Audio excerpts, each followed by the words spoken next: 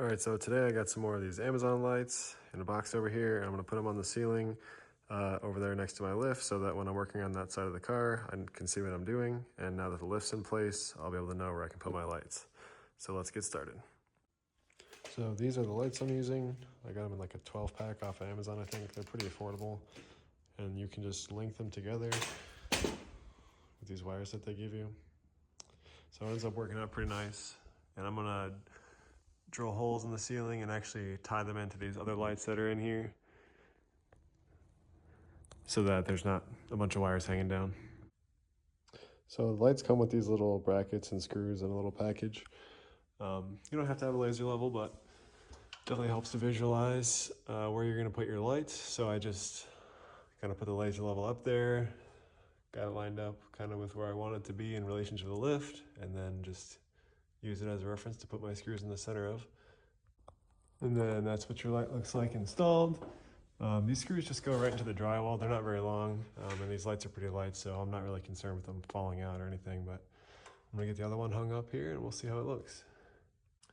Another nice thing about these brackets is that they just clip around the outside of the light, so you don't really have to be precise about like where you put them as long as they're in line with each other. And then you can slide the light back and forth wherever you want it if you need to adjust the position, which is cool. Just as long as they're far enough apart, they support the light pretty easily. All right, we got all three of them up there now. I know someone's gonna ask why it's not straight. I just wanted to go around the post for the lift so I'm not like just wasting light shining it on top of the lift. And I also bent it back this way so that I get more light shining on the side of the car when it's actually up on the lift, so I don't want the car to cover up the light, essentially. But yep, I drilled a hole in the ceiling right there. So let's get this hooked up. All right, so I got my wire put down in the hole that I drilled, and I'm just gonna leave it this long for now until I attach the end on it and get it fastened to these 2x4s, and then I'll cut the circuit off, put it in this box here and tie it all in. That's how I'll know how long I want it to be. So, all right, as you can see, got everything pretty much hooked up here. Got my wire coming out of the ceiling. I got some heat shrink. I'm using crimp connectors. They give you these little ends for connecting to your wiring, but it's going to be outside the wall, so I figured heat shrink's probably the best way to do that. May not be the best way to do this, but I feel like it's kind of the only way with the stuff they give you. So, gonna crimp this on here.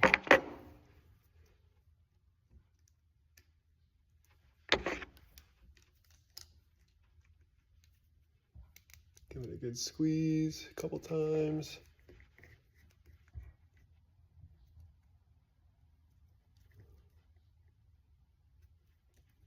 Make sure it's nice and tight.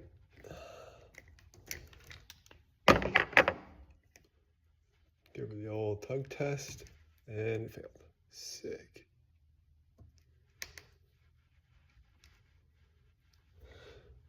Luckily, I didn't break it.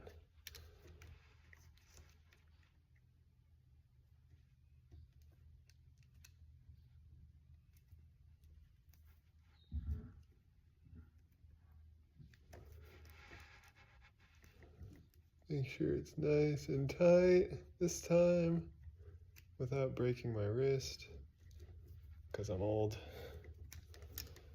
All right, now when I tug on it, it moves the insulation, so that's good. All right, so I'm gonna get my heat gun out, shrink these down, and then I'll put this heat shrink over it and shrink that down and plug it in. All right, so that's what it looks like after hitting it with the heat gun. These little butt connectors here have glue inside of them when you hit them with the heat gun, so it seals it up nice and kind of glues the wires together too, so there's a little extra protection there, but seals it up nice. So now I'm gonna hit the heat shrink on and show you what that looks like.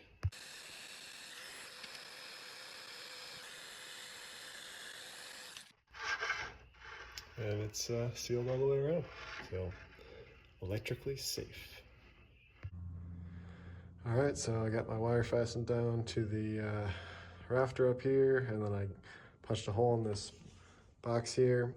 Got my wire fed through there, so I'm gonna go down to the other side and connect it up with some wire nuts to the circuit that's already there connected to the light bulb in the ceiling.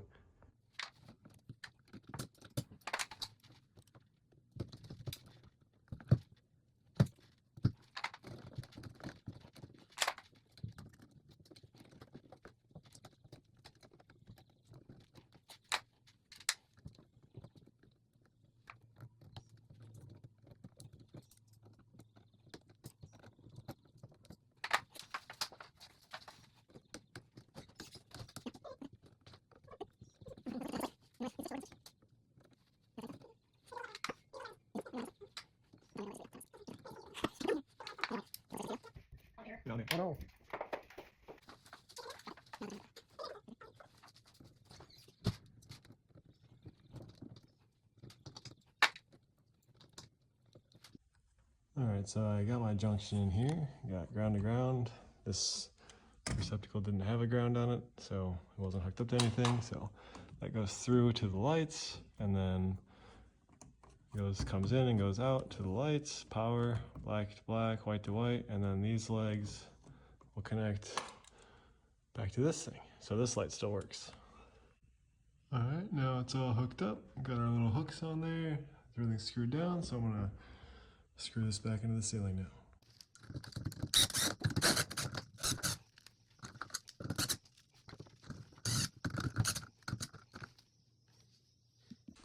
And here's the moment of truth. Do they work with the light switch? They do. Look at that. Now that I got that row working, I want to work on getting this row also wired in the ceiling, and then this row that I already put up, also get that wired into this light so that they all work on the switch and the wiring looks much cleaner, and then the garage is going to have plenty of light in here for working on stuff. All right, I got all 3 sets wired in. They all work on the switch.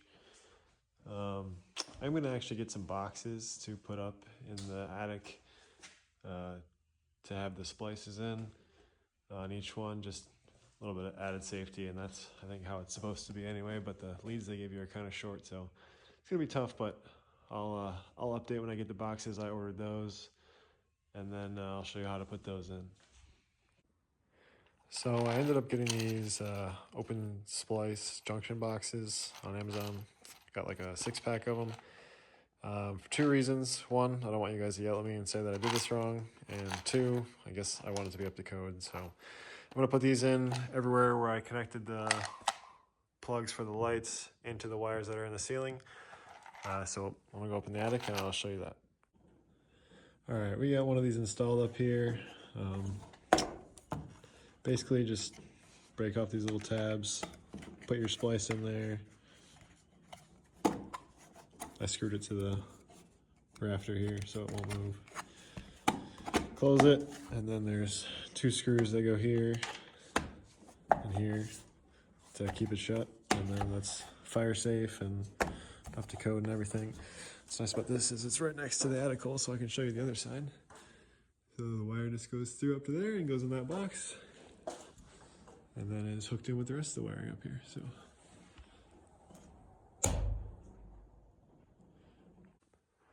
all right, guys. Well, that's going to be it for our Amazon LED garage light video. Let me know what you guys think. Do you like the lights? Would you have done something different? What kind of lights do you have in your garage? I'm curious to know if there's something better out there. As always, like, comment, subscribe. Thanks for watching, and I'll see you on the next video.